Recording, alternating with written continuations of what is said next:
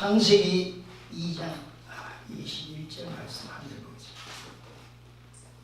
여호와 하나님이 아담을 깊이 잠들게 하시니 잠들매 그가 그 갈빗대 하나를 취하고 살로 대신 채우시고. 아멘. 성경은 왜 66권으로 만들었을까? 하나님은 아무런 의미 없는 것을 성경에 기록하지는 않습니다. 성경을 면밀히 살펴보면 하나님의 숫자는 7인데 완전수는, 아니면 성부, 성자, 성령 삼위 하나님의 수인데 30권으로 만들 수도 있고 70권으로 만들 수도 있고 77권으로 만들 수도 있는데, 왜 하나님이 6의 숫자, 여섯째 사람이 지원받은 사람의 숫자로 66 이렇게 만들었을까? 그리고 계시록 13장에 보면 666은 짐승의 표라 그랬어요. 66권으로 만들어서 사람의 지혜를 다시 하나 더 합하려면 666이 되면 이거는 짐승의 표가 이거죠. 6은 사실은 위험한 겁니다.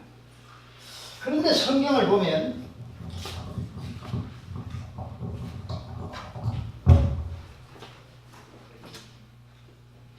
(66권으로) 만들었는데 666이면 짐승의 표가 돼가지고 사람을 이제 해하게 되는데, 이 66이라는 사람의 숫자로서 성경을 읽어보면 두 가지 산맥이 있습니다. 하나는 가인의 산맥, 하나는 아벨의 산맥.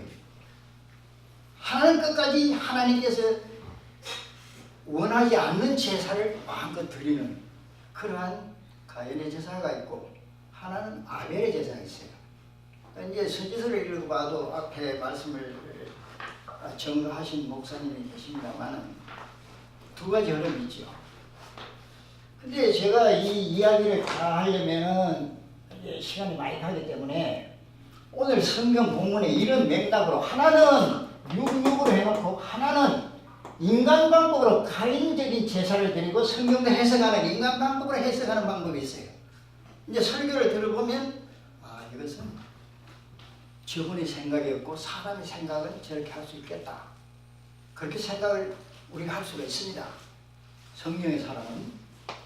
또 하나는 아벨의 제사를 드리는 것이 있습니다. 거기는 하나는 사람의 뜻으로서, 사람의 지혜로서 성경을 해석하고 사람 중심으로 제사를 드려요. 여러분, 우리가 예배 드리는 거 신앙을 마음대로 바꾸고 그거 하나님의 은혜에서 바꾸십니까? 사람의 은혜에서 그냥 내 편리대로 하는 거예요. 11시 예배 드리다가 3시에 드려버리지 뭐. 그러면 3시에 내 편리대로 하는 거예요. 이런 제사가 있어요. 근데 하나는 아벨처럼 하나님께서 원하시는 거예요. 그러니까 성경을 우리가 설교할 때 하나님은 어떻게 생각하실까? 하나님을 먼저 생각하고 하나님의 뜻을 내가 발견해서 하나님 말씀을 전해야 되는데, 그냥 교인들이 이렇게 하기를 원하니까, 또 내 꿈이 이러니까 이렇게 해야 되겠다, 이 인간의 생각대로 우리가 말씀을 전하고 예배를 드릴 때가 많이 있단 말이죠. 저는 그래서 이런 설교를 이제 앞으로 좀 유튜브를 통해서 좀 말씀을 전해야겠다, 이런 생각을 하면서 오늘 성경 창세기 2장 21절에 보면 아담을 왜 깊이 잠들게 해서 하나님께서 하와를 만들었을까? 이게 좀 먼저 드리겠습니다.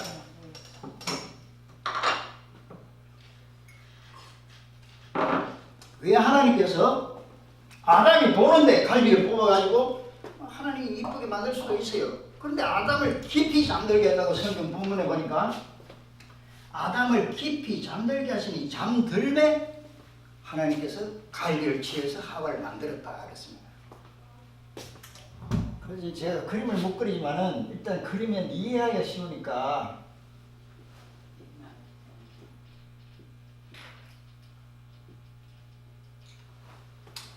아담을 깊이 잠들게 해서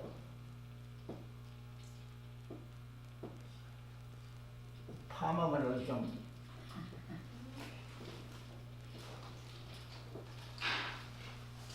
깊이 잠들게 해서 옆구리에서 하와를 만들었다 그랬어요. 하와에 해야 할 일은 돕는 일, 돕는 배필이 없으므로 아담에게서 하와를 만들었다 그랬어요.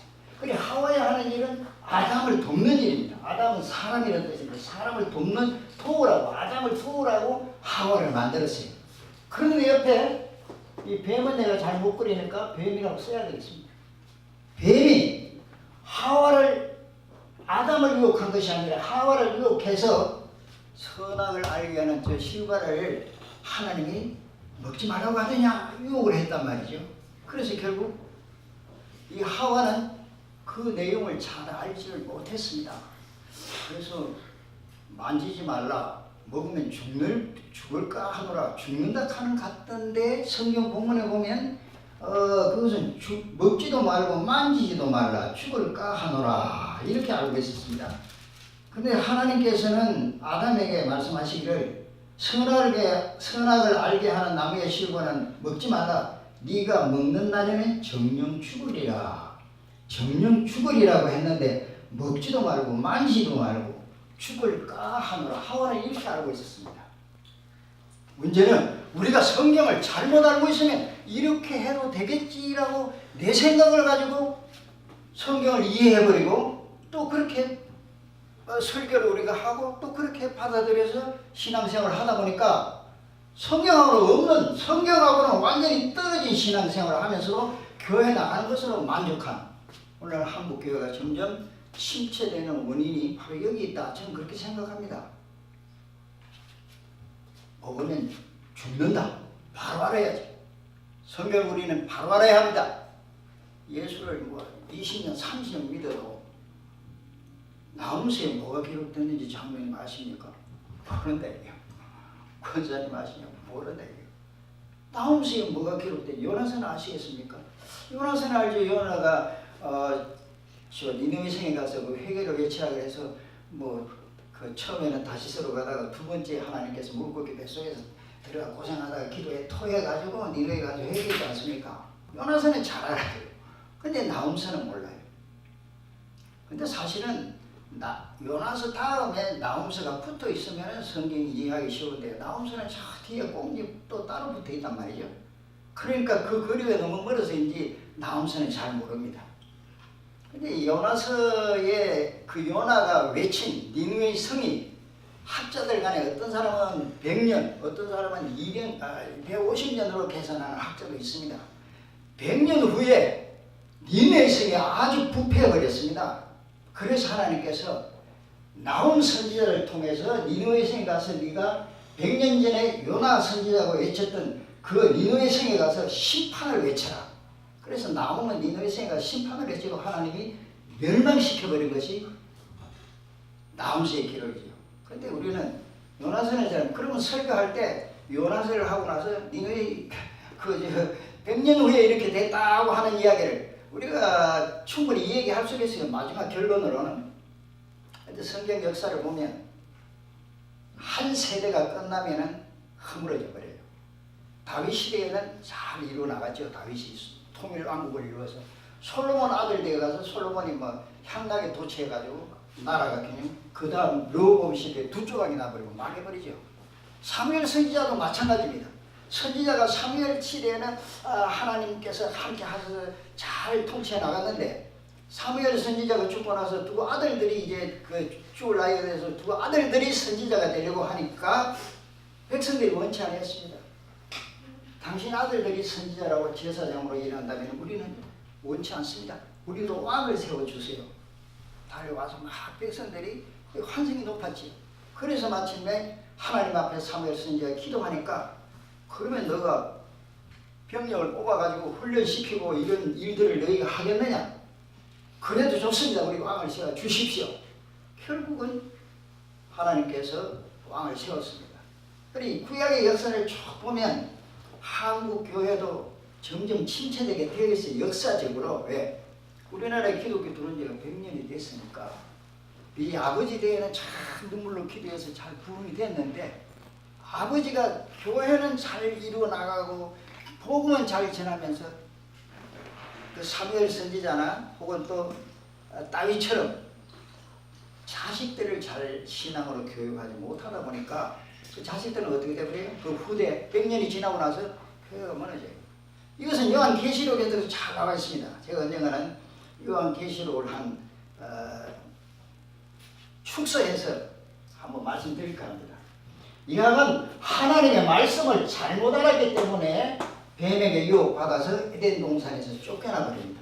근데 왜 잠들게 해서 깊이 잠들게 해서 만들었을까 하와를 이 잠에 대해서 성경에 찾아보니까 잠을 성경에서는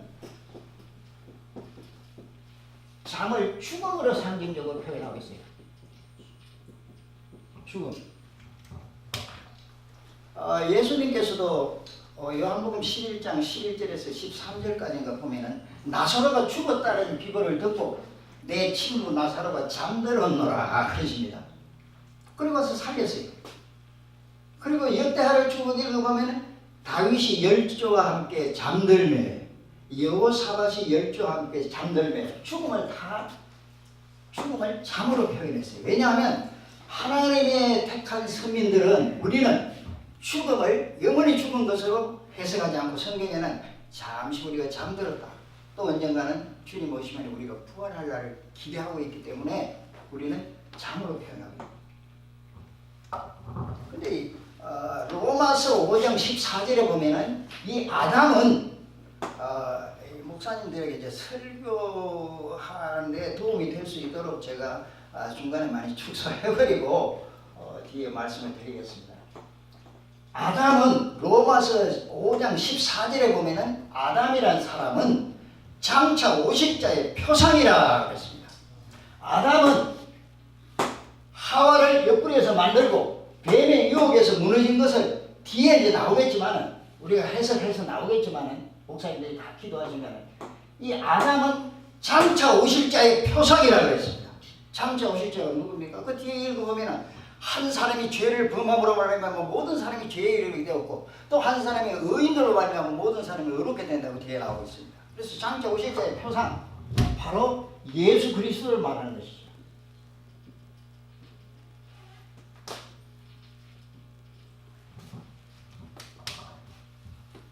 장차 오실 자의 표상 예수 그리스도이십니다. 예수님이 이 세상 오셔가지고 이제 사역을 하시다가 예수님이 십자가에 못 박혀서 옆구리에 피 흘려서 옆구리 창을 받아 피를 흘리시죠. 그리고 사도행전 20장에 보면은 피 흘려서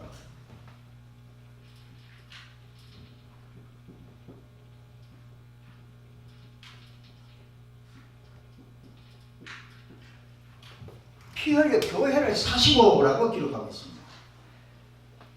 예수님이 십자가에 피 흘리심으로 우리 교회가 설립되게 되는 겁니다. 부활하심으로써 죽으셨다가 부활하심으로써 교회가 설립되어졌어요. 근데 이제 교회가 요한계시록 2장과 3장에 보면은 사탄의 유혹에 의해서 많은 7교회 중에 5교회가 아주 약해지고 예수님한테 책망을 받지. 서머나 교회와 빌라델비아 교회만 칭찬을 받았지. 근데 오늘날 교회가 결국은 왜 그렇습니까? 뭐 니골라당도 있고 거짓 선지자도 있고 뭐 여러 가지 유혹이 많이 나오고 있는데 결국은 이 뱀은 아담을 유혹시킨 뱀은 에덴 동산에 있었던 뱀은 교회 안에도 들어오는 겁니다. 에덴 동산에 들어왔던 이 뱀이 이 교회 안에 왜 안 들어옵니까? 성경을 보면은 선지자한테도 예수님한테도 와서 돌로 떡이 되려 나한테 한 번만 절하면은 내가 이 영광을 천하만국의 영광을 주겠다. 뱀은 예수님한테 시험했습니다. 교회 이 하와를 에덴 동산에서 쫓겨나오게 했던 이 뱀은 교회 안에 들어와가지고 결국은 뱀이 교회 안에 성도를 통해서든지 목사를 통해서든지 누구를 통해서든지 들어와가지고 결국 에덴 동산에서 쫓겨나가게 하는 것인데 이걸 표현을 다르게 하면은 에베소 교회로 계시록 2장에 나오는 에베소 교회로 만약에 해석을 한다면은 성령이 떠나가 버리는 거지. 사탄이 나를 지배하고 사탄이 내게 역사하시니까 성령님은 인격의 신이기 때문에 나가시는 거지. 다시 말씀드리면 사울왕이 왕 자리에 있었습니다. 그런데 아말렉을 다 죽이라 그러는데 아말렉을 다 죽이지 않고 살찐 양을 살려왔어요. 그리고 아각 왕도 잡아왔습니다. 그때 사무엘 선지자가 당신이 어떻게 사울 왕이에요? 당신이 어떻게 해서 하나님께서 다 멸하시려고 했는데 지금 야구름 소리가 들립니까? 그러니까 살찐 양은 하나님 앞에 치에서 드리기 위해서 내가 그냥 잡아 끌어왔습니다. 그때 사무엘 선지자가 뭐라고 이야기합니까? 왕이시여, 하나님이 제사보다도 말씀 순종하는 것을 원하시는 줄을 모르시나이까? 당신이 말씀을 버렸으므로 여호와께서 당신을 버리셨나이다 하고 돌아서서 갔습니다. 이 사울왕이 막 이 선지자 사무엘의 옷자락을 붙잡지만 뿌리치고 그냥 가고 있습니다. 그 후에 사무엘 선지자는 사울을 만나지 않았습니다. 사울에게서 신이 떠나가 버렸어요. 그래서 사무엘 선지자는 두 번째 왕자를 이새의 아들 다윗에게 기름 부어서 앞으로 왕이 될 것이다 이렇게 성경에 나오고 있는데 또 그렇게 됐는데 사울은 어떻습니까? 죽는 날까지 왕으로서 죽는 날까지 생을 살아가는 것을 보는 것입니다. 오늘날 우리도 교회에 마귀가 들어와도 또 어떤 유명한 구원 강사 신학자라고 할지라도 말년에 뱀이 하와이에 들어온 것처럼 교회를 통해서 내게 만약에 들어온다면은 내가 존경받는 강사가 되고 신학자가 되면서 끝까지 죽는 순간까지 사람들에게 존경을 받으면서도 하나님 앞에는 버림받는 사울왕과 같은 처지가 된다는 말씀이죠. 그러면 이 일을 이루고 어떻게 방어할 수 있을까? 막을 수가 있을까? 사실은 성경에서는 말하기를 성경 말씀에 귀를 기울이라고 하고 있습니다. 이사야서 34장 34장에 보면은 제가 사실 머리가 영리하면 제가 영어를 저학을 잘하겠지. 많은 제가 성경을 잘 모르게 장절은 대략 이사야서 34장 보면 하나님의 말씀은 짝이 있다 그랬어요. 짝. 한번 찾아보세요. 한번 읽어보시랍니까? 이사야서 43장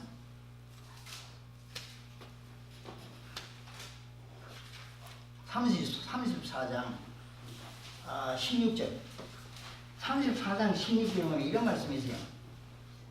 너희는 여호와의 책을 자세히 읽어보라. 이것들이 하나도 빠진 것이 없고 하나도 그 짝이 없는 것이 없으리니 하나님이 입이 말씀하셨습니다. 이렇게 말하고 하나님의 말씀을 어떻게 읽어봐요? 자세히 읽어보라. 제가 지금 가지고 있는 은경이 어쩌거나 가져올 수 있는데 사실은 종이가 한 40년 되다 보니까 이 넘기다가 그냥 뚝 떨어져 버려요. 종이가 기름 먹은 종이가 아니다 보니까 이 넘기니까 뚝뚝 부러지고 떨어져 버려. 근데 제가 그런 성경을 이제 두 번을 가는데 한 번은 잊어버렸고 한 번은 지금 그게 메모를 막 했어요. 자세히 하다 보니까 막 껍데기가 다 떨어져가지고 표지가 또 테이프를 붙이고 막 이런 것이 집에 하나 있는데 자세히 읽어봐야 됩니다. 그리고 이것을 바로 하나님께서 왜 이 말씀을 주셨을까? 하나님 편에서 하나님의 뜻을 헤아리기 위해서 내가 연구하지 아니하면 제가 목사님들의 설교나 치료책을 보면은 왜 그렇습니까? 어떤 신학자 보니까 그 사람들이 신학자가 아니고 그냥 그려서 책장사들이 하는 거니까 그렇게 그리지 않느냐? 성경적이 아닌 게 너무 많거든요. 첫째 언제 말씀드렸지만 홍해바다가 그냥 옆으로 지도를 이렇게 그려놨는데 성경적으로는 그게 아니에요. 좌우에 벽이 되게 해서 이스라엘 백성들이 홍해바다 속으로 들어갔다. 그리고 모세가 영화도 보니까 이렇게 물결이 치는데 벽으로 통과하는 걸 보여주고 있더라고요. 근데 성경에는 좌우에 벽이 되어서 통과했다. 그리고 성경에 보면은 불과 바람으로 이런 표현들이 나오는데 짝이 있다 그랬어요. 성경에 이사야서 34장 16절에 보면은 구약에서 해석 안 되는 것을 신약에서 해석하고 신약에서 해석이 잘 안 되는 것을 구약 해석해야지요. 그러면 원어도 가야 되겠지만 성경을 많이 읽어야 됩니다. 야곱이 약복강 가에서 실험을 했는데 어떤 사람을 만나 실험을 했는데 그게 이제 저는 학교 다닐 때 어떤 강사님이 교수님이 천사하고 시험을 했죠. 이렇게 말하니까 천사인데 이 천사가 어디 있는지는 몰랐어요. 그리고 어떤 목사님은 또 저희한테 강의를 하시면서 어떤 학생이 질문하니까 하나님이셨겠지. 어떤 사람이라고 했지만은 아브라함에게 나타난 것이나 하나님이셨겠지 이렇게 말합니다. 그런데 사실은 구약시대에 나타났던 그 사람의 모습은 천사였지요. 왜? 성령의 눈으로 보니까 사도 바울이 보니까 율법을 준 이도 하나님께서 율법을 새겨서 모세에게 준 것이 아니라 중보자 천사를 통해서 하나님께서 이스라엘 백성에게 율법을 주었다고 갈라디아서 사도행전에 분명히 사도 바울이 성령의 눈으로 구약을 보니까 이스라엘 백성들이 광야를 통과한 것은 홍해바다를 통과한 것은 고린도전서 10장에서 읽어보면 우리가 광야 교회를 통해서 앞으로 천국 갈 것을 말한 것이라고 사도 바울은 성령의 눈으로 보고 구약을 해석 잘했단 말이죠. 그렇구나. 그러면 우리가 이제 성경을 볼 때 성경을 무조건 많이 읽어야죠. 우리가 설교를 하려고 그러면 일단 설교집을 봐야 되고 추석을 봐야 되는데 사실은 저도 추석을 보려고 하니까 추석 학자들이 낱말만 해석해놓고 그 문맥상 해석이 안 맞는 것이 많이 있더라고요.